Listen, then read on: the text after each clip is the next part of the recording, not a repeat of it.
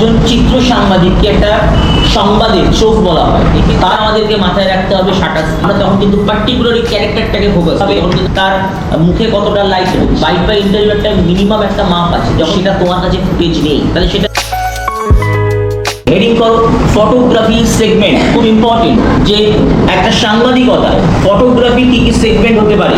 চিত্র সাংবাদিকতা ফটোগ্রাফি হচ্ছে খুব ইম্পর্টেন্ট একটা পার্ট, তার কারণ একজন চিত্র সাংবাদিককে একটা সংবাদের চোখ বলা হয়। তার চোখের দ্বারা, তার ফ্রেমের দ্বারা আমরা সেই খবরটাকে দেখতে পাই। তুমি একটা খবর পড়ে যতটা না ইন্টারেস্ট পাবে, একটা খবর তার ভিজুয়াল দেখে বা তার স্টিল ছবি দেখে তোমার মধ্যে ইন্টারেস্টটা বেশি গ্রো করবে। ওকে, এটা স্টিল ছবির দ্বারাও হয় খবরের কাগজে, এছাড়াও আমরা বিভিন্ন ইলেকট্রনিক মিডিয়াতে, সোশ্যাল মিডিয়াতে আমরা চলমান চিত্র কিন্তু আমরা দেখতে পাই। তো এটা হচ্ছে খুব ইম্পর্টেন্ট, যেটাকে আমরা বলছি ফটোগ্রাফি।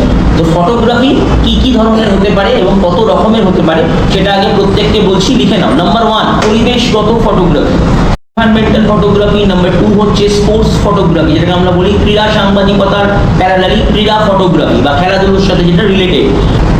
নেক্সট হচ্ছে বিজ্ঞাপন ফটোগ্রাফি। নেক্সট হচ্ছে যুদ্ধের ফটোগ্রাফি। এরপর হচ্ছে পলিটিক্যাল ফটোগ্রাফি। এরপর হচ্ছে সামাজিক ফটোগ্রাফি, সোশ্যাল ফটোগ্রাফি। তাহলে এতগুলো ফটোগ্রাফি আমাদের জানতে হবে। ওকে, আর ফাইনালি আমাদের জানতে হবে ফটোগ্রাফি টেকনিক, কি টেকনিকে আমরা ছবি তুলি। মাথায় রাখতে হবে যে কোনো চিত্র সাংবাদিকতায় সবার প্রথমে যেটা দরকার সেটা হচ্ছে লেন্স। লেন্স কি করে? লেন্স হচ্ছে দূরের বস্তুকে কাছে আনে, আবার কাছের থেকে আমরা দূরে যাই। পরিবেশটাকে আমরা কিভাবে তুলে ধরব, পরিবেশের উপর ছবি তুলতে হয়, যেখানে ব্যালেন্স খুব প্রয়োজন। কারণ এই মুহূর্তে তুমি একটা মেঘলা ওয়েদারের ছবি তুলছো, তোমাকে জানতে হবে আমি ছবিটা প্রপারলি কিভাবে তুলব। আমি সেখানে কতটা পরিমাণ লাইট ব্যবহার করব, যেটা তোমাদের কিছুক্ষণ আগে বললাম যে ক্লাউডি ওয়েদারে আমরা কি লাইট ইউজ করব, ম্যাজিক আওয়ারে আমরা কি লাইট ইউজ করব। এটা কিন্তু আমাদের ফটোগ্রাফিতে জানা খুব দরকার। আমরা পরিবেশ বান্ধব ছবি তুলি। ধরো তোমাকে আজকে একটা অ্যাসাইনমেন্টে তুমি গেছো, সেখানে একজন চিত্র সাংবাদিক, তাকে বলা হয়েছে এই মুহূর্তে তুমি ছবি থেকে বোঝাও যে যেটা আগামী দিনে আসতে চলেছে, কলকাতার তাপমাত্রা 42 ডিগ্রি ছাড়িয়ে গেছে। তুমি দেখছো হার্ড সান, যেটাকে আমরা টপ সান বলি। বেলা 12টার পর থেকেই দেখবে আস্তে আস্তে আস্তে আস্তে আস্তে আস্তে সূর্য আমাদের মাথার উপরে উঠতে থাকে। তারপর আবার একটা টাইমের পর আস্তে আস্তে 3টে 4টে 5টা বাজতে বাজতে, এখন গরমকাল 4টে অবধি থাকবে। ঠিক আছে, শীতকালে কি হতো, তাড়াতাড়ি বিকেল হয়ে যেত, সন্ধ্যা হয়ে যেত। আস্তে আস্তে দেখবে সূর্যের প্রখরতাটা বাড়তে থাকবে, সূর্য হার্ড হতে থাকবে। এই সময়টা হচ্ছে, এই সময় ক্যাপচার দ্য মুভমেন্ট, এই সময়টা হচ্ছে খুব ইম্পর্টেন্ট। এই সময় আমরা কিভাবে আমরা ছবিটাকে ক্যাপচার করবো, যেটাকে আমরা বলি হার্ড লাইট। এই হার্ড লাইটে আমরা কিভাবে ছবিটা তুলব, আমরা কিভাবে এস্টাবলিশ করব যে আমি দেখাতে চাইছি আমার ছবির দ্বারা যে আমি গ্রীষ্মের তাপদাহের কথা বা তাপপ্রবাহের কথা আমি বোঝাচ্ছি। আবার এটাই হয়তো তুমি শীতকালে হয়তো তোমাকে বললো যে একটা কুয়াশা মাখা সকালের ছবি তোলো, বা শীতকালে দেখবে গ্রামের রাস্তা, কোনো একটি লোক হয়তো কাজে যাচ্ছে, কুয়াশাচ্ছন্ন গ্রামের একটি ভোরবেলা। ক্যাপশনগুলো যে দেয় সেই রিলেটেড তো আমাকে ছবিও তুলতে হবে। তার জন্য আমাকে পরিবেশের উপর প্রপারলি জানতে হবে আমি কিভাবে ছবি তুলব। এরপর কি বলেছি, বর্তমানে বিভিন্ন চিত্র সাংবাদিকদের দেখি যারা বিভিন্ন স্পোর্টসের ছবি তোলে। স্পোর্টসের যে ছবি তোলা হয় সেখানে ম্যাক্সিমাম ফুটবল বলো, ক্রিকেট বলো, এই ধরনের খেলাগুলো যেগুলো কিন্তু বেশি ম্যাক্সিমাম মুভমেন্ট হয় না, কোনো ক্যারেক্টারকে দেখবে এক জায়গায় খুব কম দাঁড়িয়ে থাকে। এক্ষেত্রে আমাদেরকে মাথায় রাখতে হবে শাটার স্পিড। এক্ষেত্রে আমাদেরকে মাথায় রাখতে হবে তার মুভমেন্টটাকে আমি কিভাবে ফোকাস করব। ধরো আমি এক জায়গায় বসে রয়েছি, তুমি আমাকে ফোকাস করতে পারো মুভমেন্টটাকে, কারণ আমি স্টিল রয়েছি। যখনই আমার গতি প্রকৃতি হবে, আমি যখন হাঁটবো, আমি যখন এপাশ থেকে এখানে যাব, তখন আমার গতি প্রকৃতি চেঞ্জ হবে।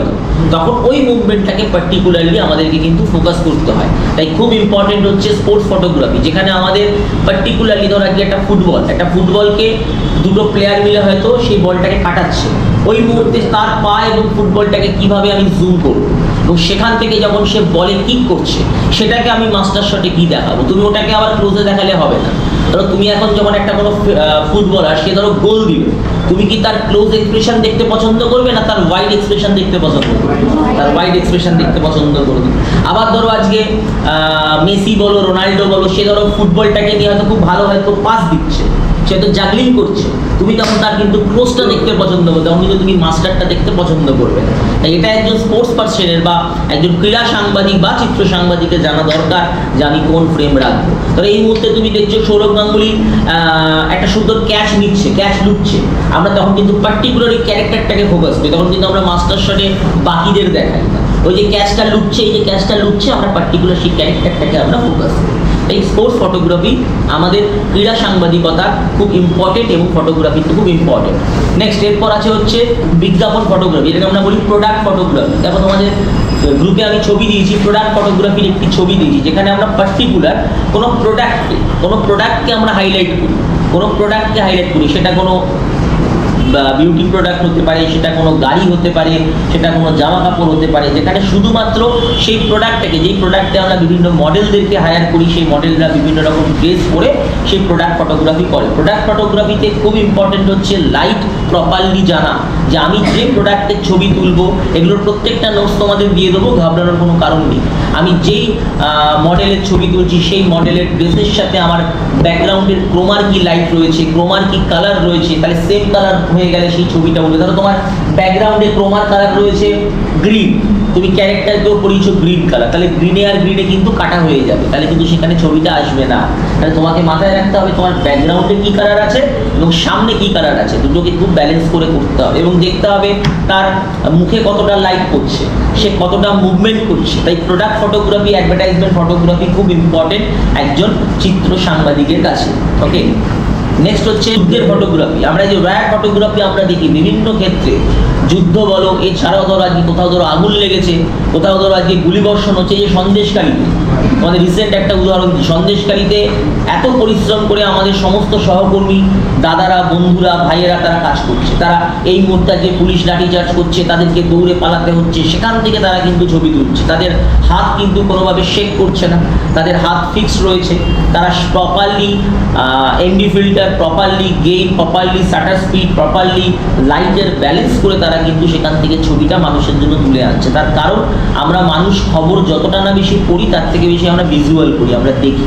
যখনই তুমি একটা বিষয়কে দেখবে, তোমার মধ্যে সেই বিষয়টার প্রতি একটা আবেগ বা ভালো লাগা বা ভালোবাসা তৈরি হবে, তখনই তোমার কিন্তু আস্তে আস্তে আস্তে আস্তে কিন্তু সেই সাবজেক্টটার প্রতি ইন্টারেস্ট গ্রো করবে। তাই একজন চিত্র সাংবাদিককে প্রপার ওয়েতে যুদ্ধকালীন তৎপরতায়, আগুন লাগলে, সেখানে যদি মানে কোনো গুলিবর্ষণ হয়, সেখানে যদি কোনো যুদ্ধ চলে, সেইখানে কিন্তু প্রপারলি কিন্তু আমাদেরকে ছবি তুলে নিয়ে আসতে হয়। অনেক সময় দেখবে পুলিশ কাঁদানে গ্যাস ছড়ে, পুরো চারিদিকে ধোঁয়া ধোঁয়া হয়ে যায়, সেইখানে তুমি কিভাবে কিন্তু ছবি তুলবে এটাও কিন্তু তোমাকে জানতে হবে। তার কারণ তোমার লেন্স পুরো দেখলে ধোঁয়ায় ধোঁয়া হয়ে গেল, সেখানে কতটা ডিস্টেন্স তোমাকে মেনটেন করতে হবে এটাও কিন্তু খুব ইম্পর্টেন্ট। এবং তার সাথে যেটা মেনটেন, সেটা হচ্ছে নিজেকে সেফ রাখা, নিজেকে সেফ রেখে, নিজের ক্যামেরা, নিজের ইউনিটকে সেফ রেখে কাজ করা। এরপর রয়েছে পলিটিক্যাল ফটোগ্রাফি। আমরা বিভিন্ন ক্ষেত্রে দেখি পলিটিক্যাল ফটোগ্রাফি। এই মুহূর্তে রাজনৈতিক প্রেক্ষাপটে দাঁড়িয়ে বিভিন্ন সময় আমরা রাজনৈতিক চিত্র সাংবাদিকতা দেখি, যেখানে হয়তো কারোর বাইট, কারোর ইন্টারভিউ। এই যে বাইট বা ইন্টারভিউ একটা মিনিমাম একটা মাপ আছে। যখন তোমরা বাইট কারো নেবে, তখন তার ম্যাক্সিমাম তার মিড ক্লোজ বা ক্লোজ অব্দি তার ফ্রেম রেশিও হতে হবে। সেক্ষেত্রে পার্টিকুলার যে বলছে তাকে লোকে আইডেন্টিফাই করতে পারে না। ধরো আমি আজকে কথা বলছি, আমার পাশে আরো 15 জন রয়েছে, এই 15 জনকে নিয়ে একটা ফ্রেম ধরবে না, যে কথা বলছে তাকেই ফ্রেমটা ধরবে। এতে কি হয়, তাকে হাইলাইট করা হয়, তার দিকে লোকের ফোকাস যায় এবং তার কথাটা লোকে কিন্তু গুরুত্বপূর্ণভাবে শোনে। এটা আমরা আমাদের রাজনৈতিক সাংবাদিকতায় বিভিন্ন ক্ষেত্রে দেখি। ধরো আজকে রাজ্যের মুখ্যমন্ত্রী মমতা বন্দ্যোপাধ্যায়, দেশের প্রধানমন্ত্রী নরেন্দ্র মোদী, তারা ধরো আজকে একটা প্রেস মিট করছে, সেই প্রেস মিটগুলো ফলো করবে যে সেখানে কি ফ্রেম রেশিও থাকে। আমরা মূলত টেলিভিশনে, লিখে রাখো, টেলিভিশনে আমরা মূলত 4:3 ফ্রেম রেশিওতে আমরা কাজ করতে দেখি। আর যখন আমরা সিনেমা স্কোপে দেখি, সিনেমাতে দেখি, তখন আমরা 16:9 আমরা কাজ করতে দেখি। আমাদেরকে সবসময় নজর রাখতে হয় ভালো প্রোডাক্টের জন্য, ভালো ছবির জন্য।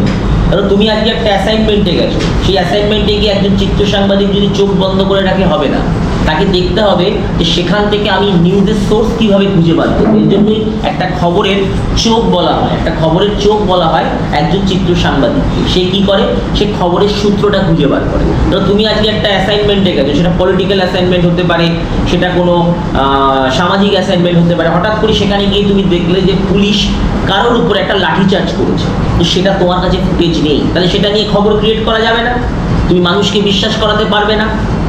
বিশ্বাস করাতে পারবে? মানুষ যখন জিনিসটা দেখবে তখনই সেই জিনিসটাকে বিশ্বাস করবে। আমরা অনেক সময় দেখি যে ধরো রাস্তা দিয়ে আমরা দেখি যে গরমে ঘামতে ঘামতে কোনো একটি তোমার মানুষ সে হয়তো কঠোর পরিশ্রম করছে, সেই ছবিটাকে হয়তো ক্যাপচার করা হলো, তার নিচে একটা সুন্দর ক্যাপশন দেওয়া হলো একজন কঠোর পরিশ্রমী লোক, যেগুলো কি করে মানুষের ভাবাবেগে নাড়া দেয়, আঘাত করে, এবং আমরা সেখান থেকে একটা নতুন নতুন সাবজেক্টকে তৈরি করতে পারি। এই ফটোগ্রাফার কি করে? ফটোগ্রাফারের কাজই হচ্ছে সেই ক্যাপচারগুলোকে, সেই মোমেন্টগুলোকে সুন্দর করে ক্যাপচার করা তার ক্যামেরার লেন্সের দ্বারা, এবং সেটাকে প্রিন্ট মাধ্যমে হোক, সেটাকে টেলিভিশন মাধ্যমে হোক, সেটাকে প্রচার করা। তাই একজন ফটোগ্রাফারকে সবার প্রথমে তার সামাজিক দিকটা, সামাজিক প্রেক্ষাপটটাকে সবার আগে তুলে ধরতে হবে, তার ক্যামেরার মাধ্যমে সেটাকে লেন্স বন্দি করতে হবে।